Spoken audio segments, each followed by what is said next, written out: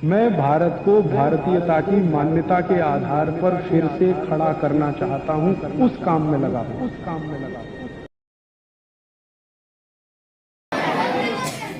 मैं मनोरमा मध्य विद्यालय मस्तपुरा की शिक्षिका हूं और आपके स्कूल की पड़ोसी हूं। शायद आप लोग हमें रोज देखते होंगे।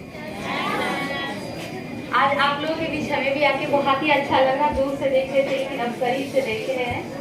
और आज विशेष तौर पे आप लोगों को बताने के लिए, क्योंकि बच्चों से हमें बहुत लगाव है, तो इसलिए हमने एक आचार्य जी, नाम इनका संजीव है और ये हिमाचल प्रदेश से आए। ये बच्चों को, महिलाओं को, बड़ों को, पुरुष हो या महिला, उन सभी को स्वस्थ कैसे रहना है और शिक्षा में कैसे हम आगे बढ़ेंगे, उसके लिए बताने में, इन्हीं के मार्गदर्शन से अभी हम लोग कुछ जानेंगे। और उनके साथ एक और हमारे जसवीर भाई पंजाब से आए हैं। ये मिलिट्री में नौकरी करते थे, लेकिन इनको इस कार्य को, ये भी महिलाओं को बीमारियों से कैसे बचना है, बच्चों को कैसे बचना है, कैसे स्वस्थ रहना है, बताने के लिए इन्होंने मिलिट्री की नौकरी अपनी छोड़ दी और अब ये बिल्कुल पूरे भारत देश में घूम घूम कर बच्चों को स्वस्थ रखने के लिए उपाय बताते हैं। और वो भी वैसे उपाय नहीं कि बिल्कुल हमें दवाइयां ही खा के स्वस्थ रहना, बिल्कुल नहीं। जो भी हम लोग भोजन करते हैं, भोजन करके ही स्वस्थ होते हैं ना। भोजन करते हैं उसमें थोड़ा बदलाव लाना, बहुत ज्यादा नहीं। खासकर ये जो दीदी आपकी, इनकी हम आवाज सुनते हैं तो हमें लगता है सचमुच इनकी आवाज में शारदा बैठी हुई है माँ। और हमारे दीपक सर और जितने विद्यालय परिवार के सर लोग हैं, सबको बहुत बहुत बहुत बहुत नमस्कार हमारी तरफ से। क्योंकि उन लोग, आप लोगों को इतना अच्छा, एक जैसे मिलिट्री में सैनिक की तरह बनते हैं ना, वही बच्चों की तरह हम आप लोगों की आवाज सुनते हैं, आप लोगों की पढ़ाई सुनते हैं, तो हमें बहुत अच्छा लगता है, बहुत अच्छा लगता है। इसके लिए आप लोगों को भी बहुत बहुत ढेर सारा प्यार। अब आचार्य जी और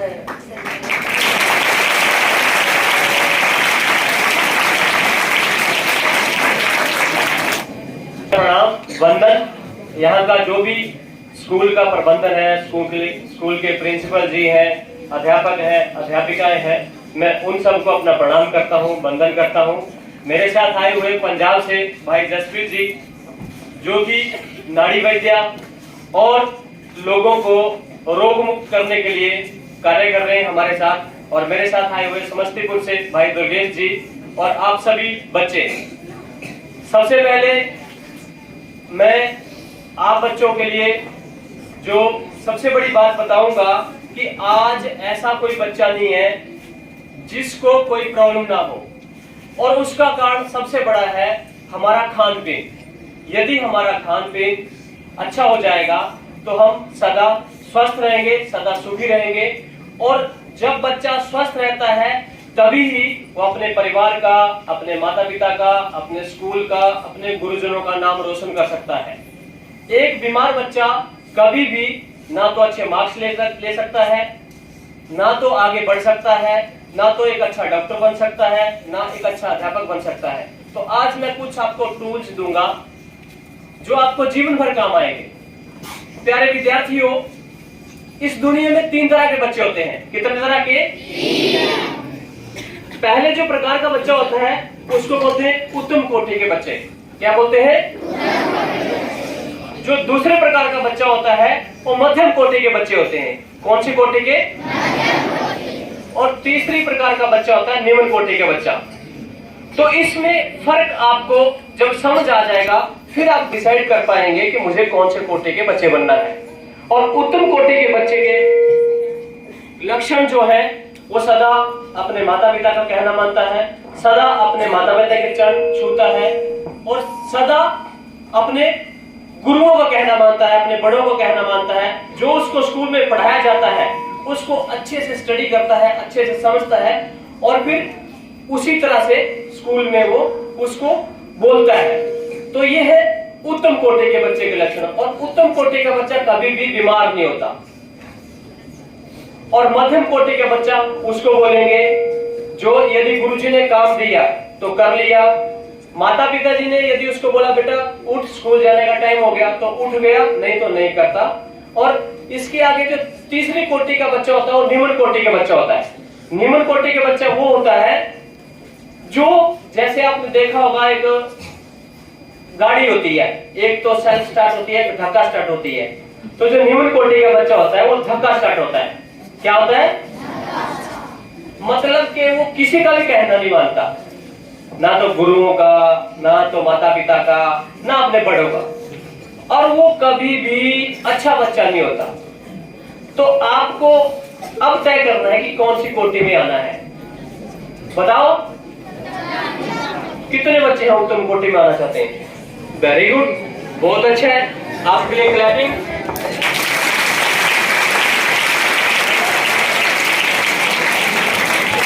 तो अब आपको समझना है कि उत्तम कोटि में आने के लिए मुझे क्या करना पड़ेगा। जैसे सबसे पहले सुबह जल्दी उठना है और पानी पीना है, और पानी पीने के बाद जैसे आजकल थोड़ा सर्दियां हैं तो हल्का गुनगुना पानी पीना है। कोई भी बच्चा बिना पानी के नहीं रहना चाहिए। ये जितनी सारी बीमारियां हैं, चाहे पेट की है, चाहे सर दर्द है, कुछ भी है, वो हम जब पानी नहीं पीते सुबह उठ के तो होती है। तो पानी सबसे बड़ी औषधि है। तो सुबह उठकर क्या करना है? पानी पीना है। चाय, कितने बच्चे चाय पीते हैं? बहुत, ये गलत बात है। अब चाय क्यों पीते हैं? क्योंकि उनको पता नहीं है, ज्ञान नहीं है, कोई बताता भी नहीं है। अच्छा बच्चों ये बताओ, पत्ते का रंग कैसा होता है और चाय का रंग कैसा होता है? काला। क्या होता है?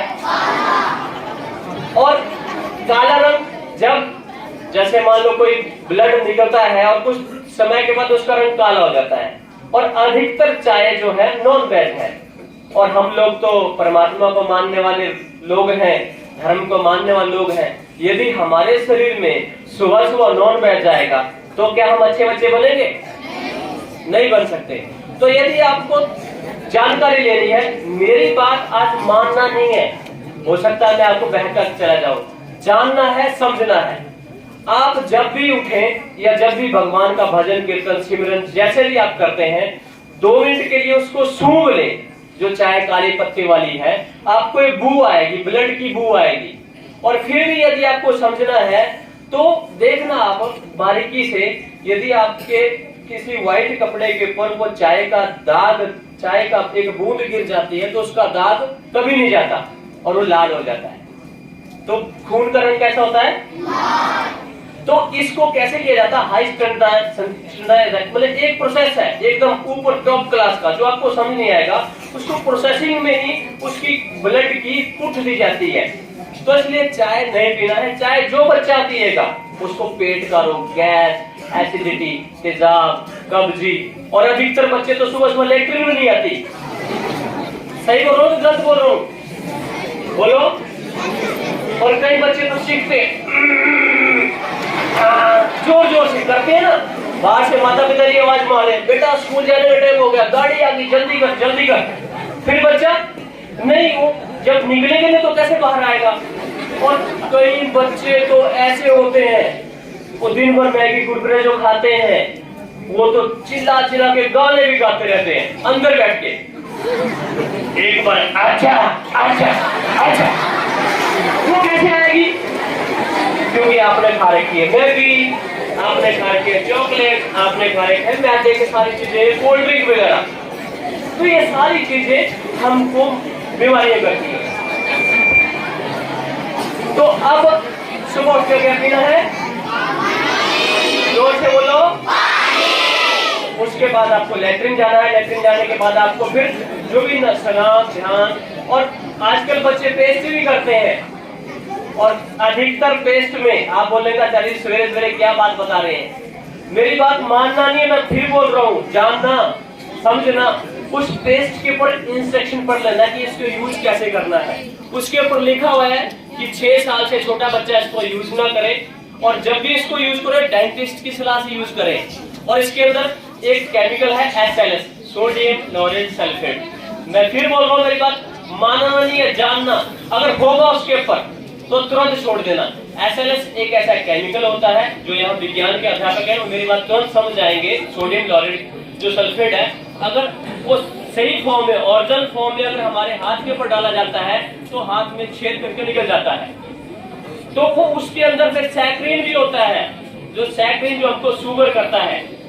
केवल 10 ग्राम सैक्रिन 100 लीटर पानी में डालेंगे पूरा मीठा हो जाएगा, तो उससे शुगर भी होती है आगे चलकर भविष्य में। तो आपको क्या करना है, पेस्ट नहीं करना। परमात्मा ने देखो ना नीम दे रखा है, बिहार में करंज होता है और मंजन होता है, जो काला मंजन होता है वो करते हैं, लाल मंजन हो सकता है, लेकिन पेस्ट नहीं करनी है। और अधिकतर पेस्ट जब हमारे पेट में जाती है, क्योंकि जो हम जीभ के ऊपर रखते हैं वो कहाँ जाता है, उसकी लार कहाँ जाएगी, तो बीमारी भी होनी है। तो हमें क्या करना है, हमारे घर में सेंधा नमक होता है तो उससे भी कर सकते हैं। हमारे घर में हल्दी होती है, दांत में दर्द है तो हल्दी लगा सकते हैं, बहुत बढ़िया है, हल्दी और सरसों का तेल। नहीं तो फिटकरी बहुत अच्छी है दांतों के लिए। ये 3-4 चीजें तो कॉमन है, ठीक है, मेरी बात समझ रहे हैं क्या। और आपको मंजन करनी है या फिर नीम का करना है या करंज करना है। करंज जानते हैं आप बच्चे, आपके यहाँ पे आप गांव के बच्चे हैं, यहाँ शहर दूर है थोड़ा सा, तो आप समझते हैं चीजों को। और उसके बाद जो नहाना धोना है, स्नान करने के लिए अभी आप बोलेंगे चाचा जी आप तो आज सारी बातें गलत बता रहे हैं, हमारे माता पिता ने तो बताई नहीं। क्योंकि क्या होता है, जब तक किसी चीज का ज्ञान नहीं है, हम भी आपकी तरह ही आपके जैसे स्कूलों में पढ़े हुए, हमें भी पता नहीं था, जब हमें पता लगा तब हम इसी लाइन में चल पड़े। आज प्यारे विद्यार्थियों, आज जितने भी साबुन बनाए जाते हैं सब में कहीं ना कहीं बहुत ज्यादा गड़बड़ है। आप देखना, एक तो हमारी स्किन को ड्राई कर देते हैं, एकदम सूखा ये कर देते हैं। और पहले हमारे जो दादा, अभी भी जो बुजुर्ग हैं, दादा है, नाना है, नानी है, या हमारे बाबूजी हैं, हमारे पिताजी हैं, माताजी हैं, तो हमेशा आशीर्वाद क्या देते हैं, दूधो, नहाओ, फलो, फलो फूलो बोलते हैं ना। तो फिर लक्ष्य से नहाओ, ये तो आशीर्वाद हुआ नहीं। लक्ष्य से नहा के कोई आपको आशीर्वाद मिलेगा क्या, आप फलेंगे फूलेंगे क्या। उसके अंदर भी वो जो केमिकल है वही है और वो नॉन वेज है। तो आपको नहाना किससे है, बोलेंगे ये तो हमें तो समझ नहीं आ रहा। आपको नहाना है हल्दी से, मालिश करो बहुत बढ़िया। और देखा होगा आपने शादी में हल्दी लगाते कि नहीं लगाते, लगाते हैं ना। पूरे भारत में परंपरा है, क्यों लगाते हैं, क्योंकि वो एक नया उसको जीवन मिल रहा है, शादी कर रहा है, चाहे लड़का है चाहे लड़की है, तो वो सारा साफ सुथरा हो जाता है। तो हल्दी हमको क्या करती है, बोलो, साबुन हमको नहीं करता। और मुल्तानी मिट्टी बहुत अच्छा है, आप बेसन से नहा सकते हैं। जो माता बहन है अपने बालों को, देखो मैं कोई शैम्पू नहीं लगाता, मैं गौमूत्र से स्नान करता हूँ, ज्यादा हो गया लस्सी हो गया या पंचगव्य के साबुन यूज करते हैं। अधिकतर बहनें बोलती हैं कि हमारे बाल हैं, हम कैसे इसको कैसे धोएं। तो पहले के बड़े बुजुर्ग जो माताएं होती थी उनके बाल भी तो होते थे। साबुन तो मुश्किल से भारत में 40 साल की परंपरा है, उसके पहले के लोग गंदे रहते थे क्या। तो ये जितनी स्किन की एलर्जी है, स्किन में आपके फोड़ा हो रहा है, फिंसी हो रही है, कुछ भी हो रहा है, ये साबुन का कारण है।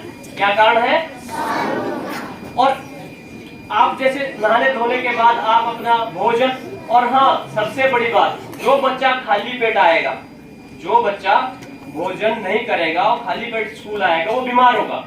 तो सुबह जब सूरज आ रहा है तो पेट भर के भोजन करना है। क्या करना है, और सुबह के समय यदि किसी डॉक्टर ने, किसी वैद्य ने बोला है तो ही दूध पीना है, नहीं तो दूध नहीं। सुबह क्या होता है, बच्चों का कफ बनता है, बिगड़ता है, तो दूध क्या करता है, हमारे जो दूध हमको हमारे कफ को बिगाड़ता है। तो दूध पीना है रात को, सुबह के समय आप दही ले सकते हैं, आप लस्सी ले सकते हैं, या जो भी आपकी सब्जी वगैरह बनती है वो ले सकते हैं। इसलिए सुबह भर पेट भोजन करना है, ठीक है बच्चों। और जैसे स्कूल आते हैं, अपने कपड़े, अपने शूज अपने अच्छी तरह रखना है और उसको साफ रखना है। उसमें कोई भी, जैसे आप हर दिन अपने कपड़ों को मैला करेंगे तो आपके माता पिता को दोबारा वो काम करना पड़ेगा। तो साफ सुथरे कपड़े रहो, साफ सुथरे बच्चे ही अच्छे लगते हैं ना। और जैसे ही आप अपने स्कूल के पास, अपनी पाठशाला में पहुंचो तो उसको बंधन करो दोनों हाथों से, क्योंकि यही आपको एक अच्छा उत्तम कोटि का बच्चा बनाएगा। एक अच्छा डॉक्टर बनाएगा। यही पाठशाला आपकी। और जैसे एंट्री करो, आपके अध्यापक, आपकी अध्यापिकाएं, जो भी मिलता है उसके चरण जूड़ स्पर्श करो। इस तरह से, ये हमारी परंपरा है ऐसे। और जो बच्चा गुरुओं का कहना मानता है वो कभी ना तो बीमार पड़ता है, वो हमेशा कक्षा में प्रथम आता है। और आपका कोई बड़ा भाई बहन आपको मिलता है तो उसको प्रणाम करो। ये देखो, इस तरह से प्रणाम करना था। ये इस प्रणाम करने से आपको कभी भी हार्ट अटैक नहीं आएगा जीवन में। और सकता है गुरु यदि आपको एक थप्पड़ भी मारता है तो उसको बुरा नहीं मानना है, वो थप्पड़ आपके बहुत ज्यादा काम का है। और स्कूल में जैसे ही आओ, अपने जो भी आपका कार्य है उसको करो। और योग कितने बच्चे करते हैं? सुबह करता है कोई बच्चा योग? चलो मैं सिर्फ 2 बताऊंगा आपको, क्योंकि मेरे को 15 मिनट दिए हैं, लगभग 10 मिनट हो गए, 5 मिनट मेरे पास और है। तो बच्चों के लिए 2 प्राणायाम बहुत जरूरी है। पहला है भस्त्रिका प्राणायाम। उसको केवल सांस को लेना है, छोड़ने की कोशिश नहीं करनी है। उसको आप बैठे बैठे भी कर सकते हैं ऐसे। अच्छा बच्चों, सांस कहां से लेते हैं? और भोजन कहां से करते हैं?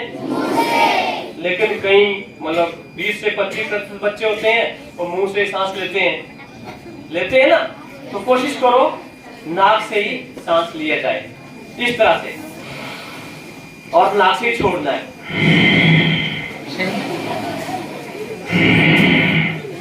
करो करो। इसको बोलते हैं भस्त्रिका प्राणायाम। क्या बोलते हैं? बोलो। और जब इमरजेंसी में, जब हॉस्पिटल में जाते हैं तो क्या चढ़ता है आपको? ऑक्सीजन देते हैं डॉक्टर, ऑक्सीजन देते हैं ना। तो यदि पहले ही आपने ऑक्सीजन अपने शरीर में भर ली तो डॉक्टर के पास जाने की जरूरत नहीं है। तो आप चाहते हैं डॉक्टर के पास जाना? नहीं चाहते ना।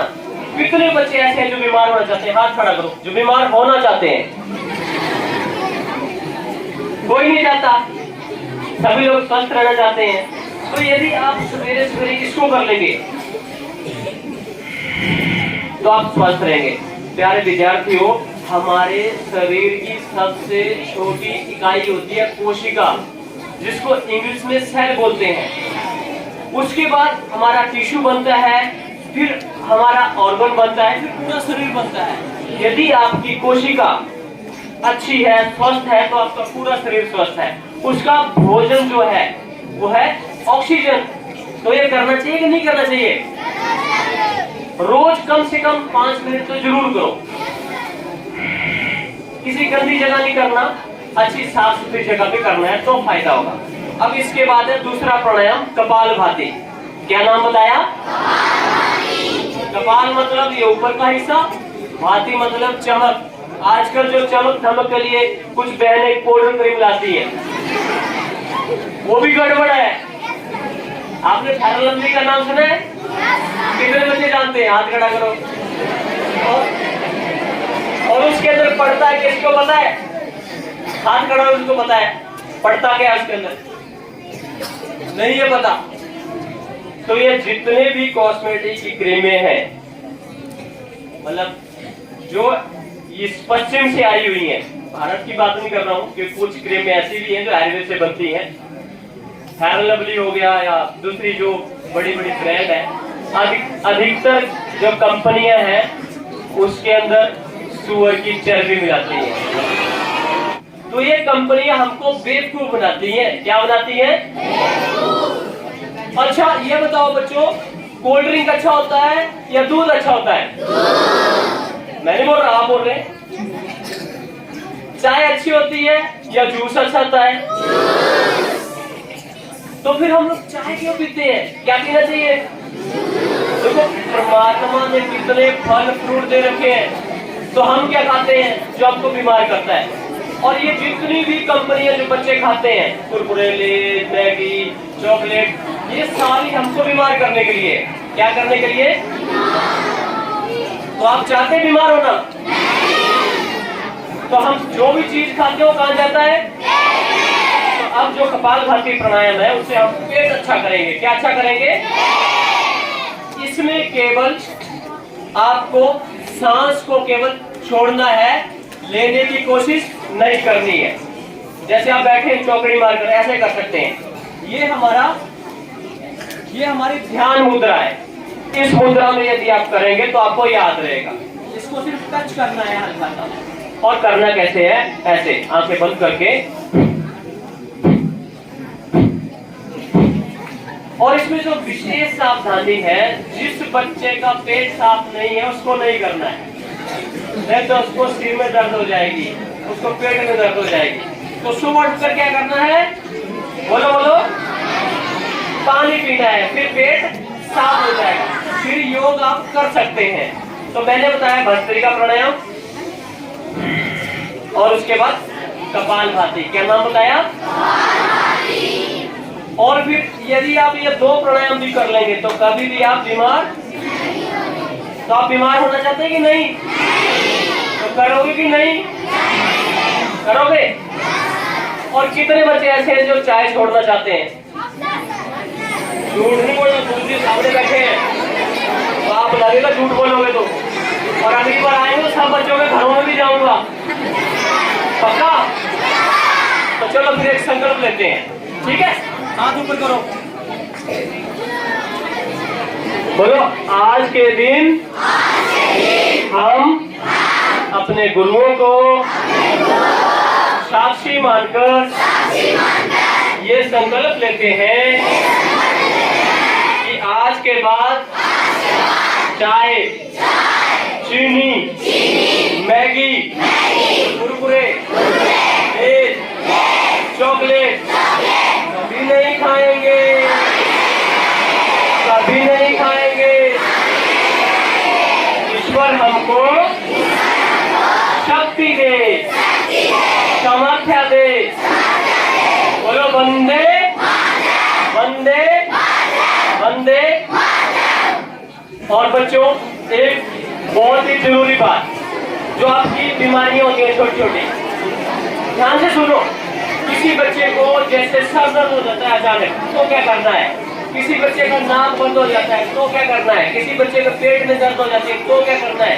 किसी बच्चे को लूज मोशन लग जाते हैं तो क्या करना है? बाकी आप जो बताएंगे वो फिर मैं उसका जवाब दूंगा। अभी मैं 4 बीमारियों के बारे में बताता हूँ।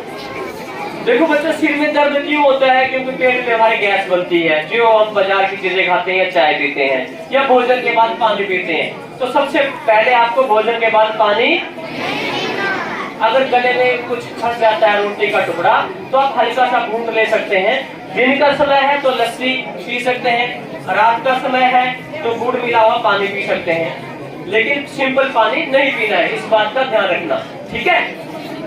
तो सर दर्द के लिए एक तो हल्का गुनगुना पानी 1 गिलास 2 गिलास पी लो, उससे हो सकता है आपको उल्टी आ जाए, ठीक है? और जिस बच्चे को पेट में ज्यादा दर्द रहती है, होता है ना पेट में बच्चे को दर्द, तो अपने घर में होता है अजवाइन, होता है अजवाइन। आपने जो आपके पिताजी हैं, माताजी हैं, उनसे पूछना। थोड़ी सी अजवाइन, चम्मच का 1/4 हिस्सा अजवाइन और थोड़ा सा काला नमक उसमें डाल के अजवाइन को तवे के ऊपर भूना और उसको ले सकते हैं फक्की मार के। तो पेट में गैस है, कुछ है, वो ठीक हो जाएगा, पेट दर्द ठीक हो जाएगी। ज्यादा प्रॉब्लम है तो हल्दी ले लो, चम्मच का 1/4 हिस्सा। जो 14 साल से छोटे बच्चे हैं, बड़े आधा चम्मच भी ले लेंगे तो कोई दिक्कत नहीं है। और इसके साथ में आप हल्दी, और सबसे बढ़िया औषधि आपके घर में होती है हींग। क्या होता है? जिस भी बच्चे को पेट में गैस, एसिडिटी, तेजाब, मतलब पेट में दर्द हो रहा है, पानी में घोलो, गर्म पानी में, और पी लो। आपको कभी भी दवाई या डॉक्टर के पास जाने की जरूरत नहीं है, ठीक है बच्चों? मैंने बताया हल्दी, मैंने बताया आपको हींग। और किसी बच्चे का नाक ज्यादा बहता है, जुकाम होता है ना, वो कफ के बिगड़ने से होता है, तो हमारे रसोई घर में होता है दालचीनी। क्या होती है? लकड़ी सी होती है, आप नोट कर लो ना। बाकी आपको जो हमारे यहाँ पे जिन्होंने हमको बुलाया है, जिनके माध्यम से मैं आपके बीच में आया, मनोरमा बहन जी है, वो आपको इसके बारे में पूरी जानकारी दे देंगे। तो दालचीनी का पाउडर, जो 14 साल से छोटा बच्चा है, वो चम्मच का 1/4 हिस्सा ले सकता है। यदि उसका नाक बहता है, कफ बनता है, शहद के साथ, शहद देसी होना चाहिए, बाजार का शहद नहीं होना चाहिए, आधा चम्मच शहद और चम्मच का 1/4 हिस्सा दालचीनी। तो ये कफ को बैलेंस करता है, और सबसे बड़ी जो आप बच्चों की जो औषधि है वो है स्वर्ण प्राशन। आपके पड़ोस में ही स्वर्ण प्राशन का केंद्र है, वो निःशुल्क बहन जी करवाते हैं। तो जिस भी बच्चे को, सभी बच्चों को करना चाहिए, 14 वर्ष तो सभी को लेना चाहिए स्वर्ण प्राशन। क्या बताया मैंने?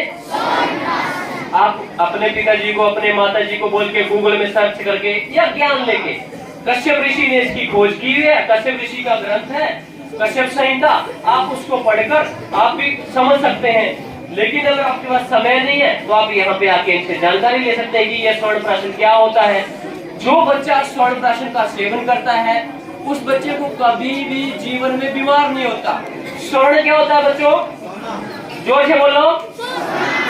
पहले जितने भी राजा महाराजा होते थे वो सोने के बर्तनों में खाना खाते थे ना। तो आज तो वो हमारे पास नहीं है, सोने के बर्तन नहीं है। तो वो स्वर्ण प्राशन यदि पैदा होने से लेकर 14 वर्ष तक यदि बच्चा या बच्ची कोई भी खाता है तो हमेशा स्वस्थ रहता है, उसकी बुद्धि बहुत तेज हो जाती है, वो पढ़ने में पूरा मास्टर हो जाता है, पूरा क्लास 1 ऑफिसर, IAS IPS बहुत अच्छे ओहदे पे पहुंचता है। तो आप स्वर्ण प्राशन जरूर पिए। इसके साथ किसी बच्चे को हड्डियों का दर्द है, किसी बच्चे की ग्रोथ नहीं हो रही है, किसी बच्चे को कुछ दिक्कतें रहती है, शारीरिक दिक्कतें रहती है, तो अपने घर में आप देसी गाय का घी जरूर यूज करें सुबह शाम। देसी गाय, जिस गाय को गंधा होता है, बाकी उसको और बारीकी से जानने के लिए, क्योंकि यहाँ लोगों को जानकारी नहीं है और जर्सी या मिक्स गाय का दूध पीते हैं जिससे हमारे बच्चे बीमार होते हैं। तो आप वो भी मनोरमा बहन जी से जानकारी ले सकते हैं कि देसी गाय क्या होती है। उसके फोटो, आप यहाँ जाओगे कभी विजिट करोगे तो आपको फोटो दिख जाएंगे, काफी सारे फोटो लगाए हुए हैं कि गाय के अंदर क्या क्या चीजें, गाय के दूध में क्या है। अच्छा बच्चों ये बताओ, हमको अच्छा दिमाग चाहिए या डल दिमाग चाहिए? तो जो भैंस का दूध होता है वो अच्छा होता है, मैं उसकी बुराई नहीं कर रहा। लेकिन यदि आपको पहलवान बनना है, यदि आपको यहाँ से काम नहीं करना है तो आप भैंस का दूध घी खा सकते हैं। यदि आपको यहाँ से काम करना है, 100% नंबर लेने हैं, तो आपको गाय का दूध घी चाहिए। क्योंकि आपने देखा होगा यदि आपके गांव में, आपके घर में जब भैंस का बच्चा पैदा होता है वो 10-15 दिन तक कभी इधर कभी उधर हिलता रहता है, खड़ा नहीं हो जाता उससे। और किसी ने अगर गाय के बच्चे को देखा होगा वो पैदा होते ही भागने लग जाता है, होता है ना। तो अब बताओ गाय का अच्छा है या भैंस का अच्छा है? और हमारे श्री कृष्ण भगवान जी ने किसकी सेवा की? भैंस की तो नहीं की ना, और जर्सी की भी नहीं की। जो जर्सी गाय है और मिक्स गाय की भी नहीं की। उनको तो भगवान बोलते हैं ना। हम तो साधारण इंसान है, उनके पास तो बहुत ज्यादा ज्ञान था, लेकिन उन्होंने फिर भी किसकी सेवा की? इसलिए हमें किसकी सेवा करनी चाहिए? हमें किसका दूध घी खाना चाहिए? तो यदि आप बच्चे गाय का दूध घी खाएंगे तो आप भी कृष्ण जैसी लीला करेंगे। कैसी लीला करेंगे? मतलब जैसे वो हमारे महापुरुषों ने अपना जीवन जिया है वैसे आप भी बन सकते हैं महापुरुष। महापुरुष कौन होते हैं? आप जैसे बच्चे तो बनते हैं महापुरुष। और कौन बनता है? कोई ऊपर से थोड़ी भगवान भेजता, यही होता है ना। तो उसके लिए आप बच्चों को प्रयास करना है, उसके लिए गुरुओं का कहना मानना है, उसके लिए माता पिता के चरण छूना है, गुरुओं के चरण छूना है, तभी तो आपको ज्ञान दे पाएंगे। सही बात है, गलत बात है? सही बात है ना। तो ये जितने भी पैकेट के फूड हैं, कोल्ड ड्रिंक है, ये बहुत ही खतरनाक है। हाँ, मेरे को कोल्ड ड्रिंक से एक बात याद आई, एक छोटी सी स्टोरी है 2 मिनट की, सुनना चाहोगे? एक स्कूल में, हरियाणा में एक जगह है फतेहाबाद, वहाँ एक सिलेक्ट रोहाना, हमारा वहाँ पे एक कार्यक्रम था। तो वहाँ पे एक स्कूल में बच्चों को कोल्ड ड्रिंक का भरा हुआ ट्रक, मतलब होता ना प्रचार के लिए कि जो बच्चा ज्यादा कोल्ड ड्रिंक पिएगा उसको इनाम मिलेगा। तो एक बच्चे ने +2 का बच्चा था, उसने लगभग 4.5 लीटर पी लिया, और एक बच्चे ने लगभग तकरीबन 2.5 लीटर पी लिया, वो थोड़ा कम क्लास का था। तो जिसने 4.5 लीटर पिया वो तो घंटे 2 घंटे के अंदर चला गया और उसको हॉस्पिटल में ले गए दूसरे वाले को। ये खबरें आप तक नहीं पहुंचती क्योंकि आपको बताएंगे बच्चे नहीं पिएंगे, क्योंकि वो फिर हॉस्पिटल में भी शायद वो 6-7 महीने तक जिया था और उसके बाद वो चला गया था। क्योंकि कोल्ड ड्रिंक के अंदर क्या होता है ये आपको जानना है। बता सकता है वो बच्चा क्या होता है कोल्ड ड्रिंक के अंदर?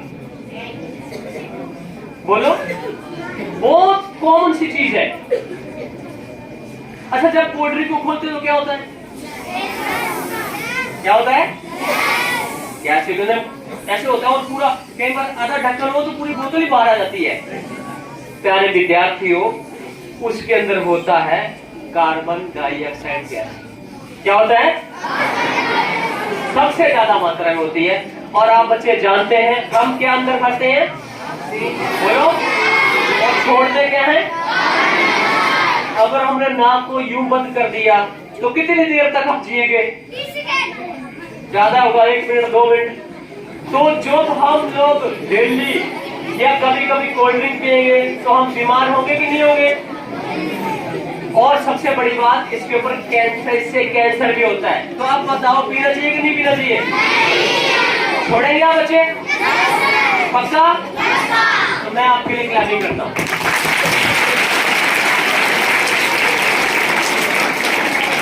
तो मैंने आपको बताया भस्त्रिका प्राणायाम, कपालभाति प्राणायाम, स्वर्ण प्राशन के बारे में, आपका जुकाम कैसे ठीक होगा, आपकी हड्डियों का दर्द कैसे ठीक होगा और आपको आदर्श बच्चा कैसे बनना है। तो एक हल्की सी एक्सरसाइज करते हैं अभी, ठीक है? हाथ आगे करो, बोलो good good good, very good, good good, very good, अच्छा अच्छा, बहुत अच्छा, अच्छा अच्छा, बहुत अच्छा। तो आपको कैसे बच्चे बनना है? कैसे? अच्छा बच्चा बनना है। तो अच्छा बच्चा बनने के लिए सारी बातें आपको मानना पड़ेगी। बोलो वंदे वंदे वंदे। आप सभी बच्चों का बहुत बहुत धन्यवाद। और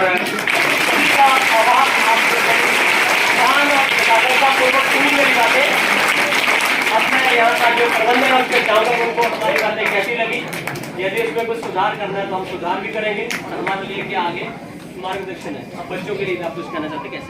बहुत बहुत धन्यवाद आचार्य जी का, हमारे यहाँ आए, हमारे विद्यालय में और हमारे विद्यार्थियों को इतनी सारी बातें बताएं।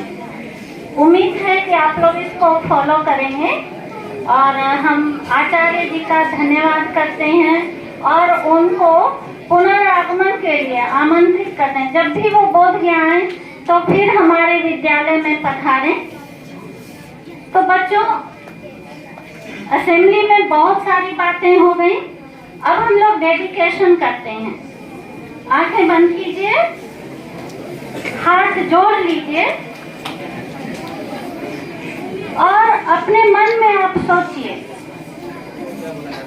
कि आज असेंबली में जो भी चर्चा हुई, जो बातें आपको बताई गई, आप स्वयं पालन करेंगे, अपने जीवन में उतारेंगे और दूसरों को भी बताएंगे।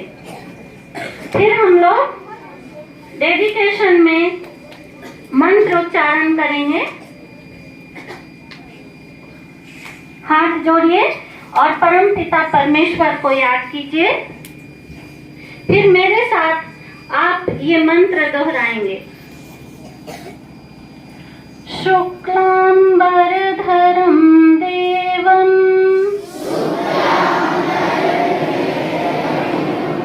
शशिवर्णं चतुर्भुजं प्रसन्नवदनं ध्यायेत् सर्वविघ्नोपशान्तये।